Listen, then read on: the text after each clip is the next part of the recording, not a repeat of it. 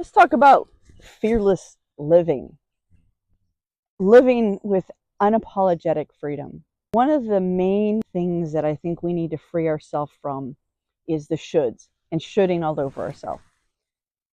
We have these ideas of things that we should be doing. We get to a certain age, we should be doing these particular things because that's what's age appropriate, or we shouldn't be doing these particular things because they're not age appropriate. We should be taking better care of our family. We should have better work-life balance. We should, whatever it may be. We need to break that chain. And instead, let's reframe that and think of it as choices, making a decision. Instead of, I should do this, I decide to do this, or I'm choosing to do this, or I'm choosing not to do this. There's so many times when I've talked to my friends and they have kids who are 13, 14, 15, and they're still doing their laundry. They're still making all their meals. They're still cleaning the house entirely by themselves and not teaching their kids to be productive members of society by teaching them how to do these things and take care of themselves. They think, oh, well, I'm a mom. I should be doing this. I should be taking care of my kids. But there comes a time when instead of you taking over everything that they do, you can make a choice and say, you know what? In order for me to lessen that burden on myself, I'm choosing to teach my kids, first off, how to be independent and self-sufficient. And secondly, allowing myself some time to breathe. We get so caught up in all the things that we should be doing by taking care of our family, and we don't think about what we need to be doing for ourselves.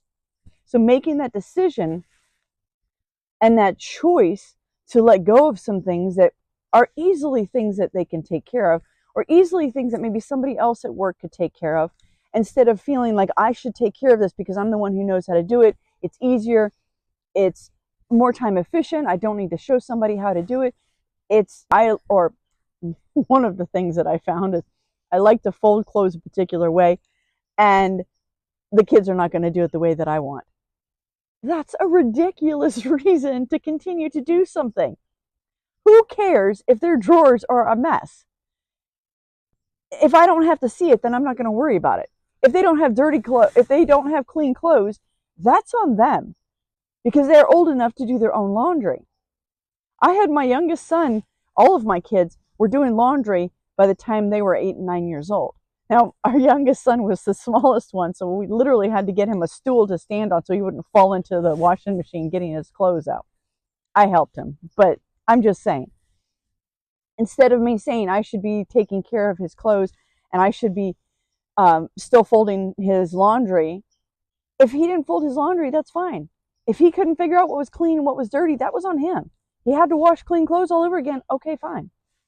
It's a small price to pay for a little bit more time freedom for myself. So what is it that you're saying that you should be doing, or that you should be handling, or you should be whatever, that you can change and make a choice to let go of some of those things, make a choice that's more in line with the things that you really want to be doing, instead of feeling that this is something I should be doing even though you really don't want to be doing that. Letting go and freeing yourself from the shoulds is so empowering and so liberating. You're letting go of things that you really don't need to be concerning yourself with. So the other thing is, how about reframing what-if fears? What-ifs can limit your potential in such a way that is detrimental to your well-being, your freedom, your rewriting your story. If constantly you're thinking, well, what if this doesn't work? What if I don't succeed? What if everything falls down around me? What if I lose everything? What if I'm successful and everybody leaves me because I turn into an absolute bitch? What if I try all of these different businesses and all of them fail? What if I don't take care of my kids and they stop loving me? What if I don't take care of my husband and he stops loving me and he leaves me for a younger woman, tight bod and the whole thing? What if? You can spiral down into the abyss and the mire of what if negative shit and get yourself depressed and upset and just completely, oh my God, go down the deep end. or go off the deep end. How about we reframe those negative what ifs to why not? Or what if it works? Instead of what if negative, negative, negative, how about what if positive, positive, positive? What if it works? What if I am enough? What if I have everything that I need right now to succeed in every way that I want to succeed? What if I create this business and it blows up and everybody that is around me profits from that? My children get more of me because I am able to pay for a team to be able to help me build my business. What if my husband doesn't have to work and he gets to come to work with me if you want that? What if I build a business and I'm able to hire and employ all of these other employees and create wealth for other people as well as for myself? What if I create a business so big that now I'm able to create generational wealth for my family? What if I don't take care of everything in my kids' lives and they become self-sufficient, independent adults who can actually survive in the real world? What if I give my husband a little bit of time? He can go hang out with his friends. I can go hang out with my friends. We can actually come back and talk about the fun times that we have, and we can have more fun times together because we have breaks every once in a while. What if? What if instead of the shit that I come up with in my brain, I can come up with some amazing soul-aligned what ifs? And why not? Why not you? Why not you being able to create a business that fulfills all your life dreams? Why not you creating a system that works and is able to change lives for people? Why not you being the parent that enables your kids to succeed in life instead of holding them back and creating more entitled brats? Why not you? Why not? With that comes telling your fear, no more. I'm not doing this anymore. I've talked about this before. I call my ego, my fear shit storm that goes on, Sadie. I've named her Sadie. And I know it sounds ridiculous, and people who are out in public and hear me are probably like, that woman's crazy. I don't give a shit. I really don't give a fuck.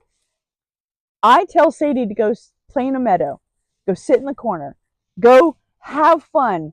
You have been protecting me for a long time, because here's the thing.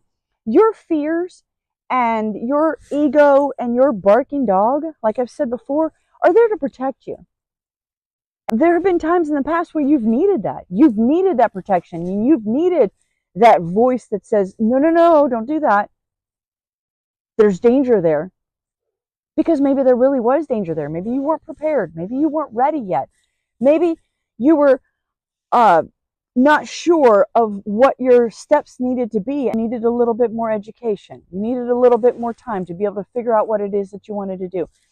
But that can also hold you back. So there comes a point in your life where you need to say, you know what, Sadie, thank you very much.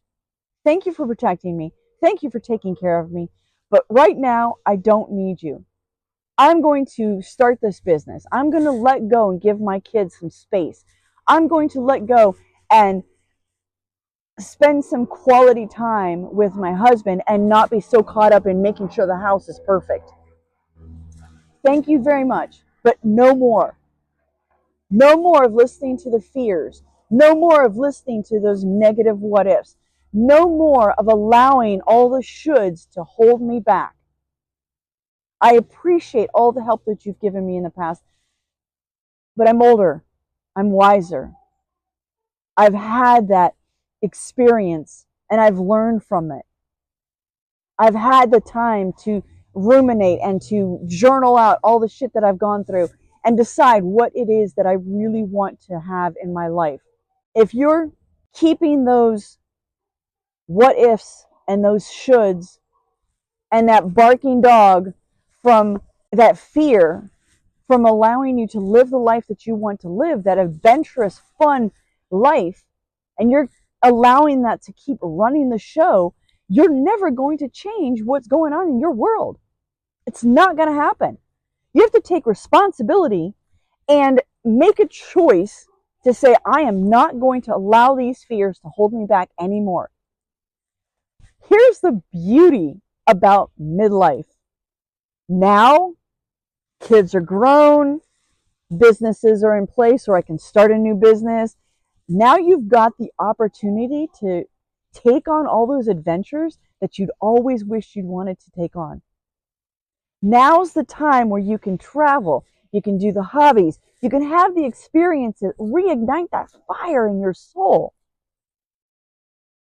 It's an amazing time. We're living so much longer than we used to.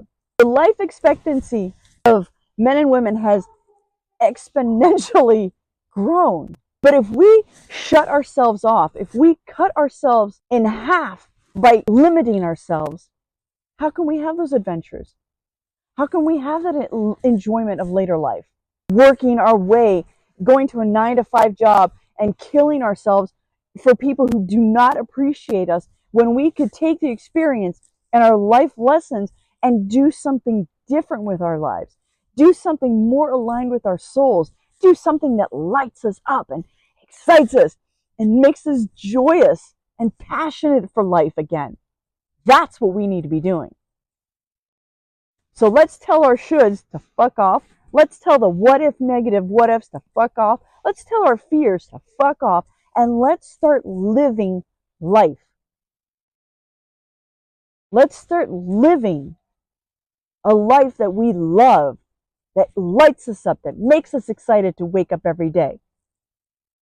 Let's start living. Let's start living adventurously. If this resonates with you, subscribe, give me a thumbs up, hit that notification bell, and let's live our lives. Talk to you later. Bye.